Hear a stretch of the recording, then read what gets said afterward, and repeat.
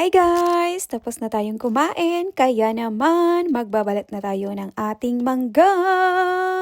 Alam nyo kanina nung makita ko to sa grocery store, sabi ko, oh my god, parang ang sarap ng mangga. Kaya naman binili namin siya ni Hubby. Kahit na mahigit 1 euro siya, ang mahal niya guys, yung isang piraso ang mahal. Pero no choice dahil may cravings tayo. Oh my gosh!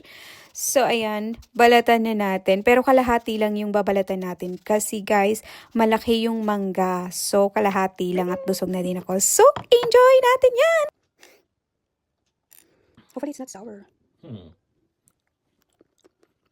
Matamis. Nilagyan ko siya ng asin. Sarap. Alam nyo ba na ang mangga, tapos parisan nyo ng sojo, ay masarap na kombinasyon. I mean, a partner. Try nyo guys.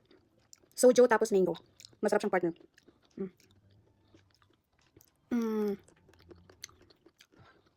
Gusto nyo? Pumili kayo. So, yun lang. Kainin ko muna to, okay?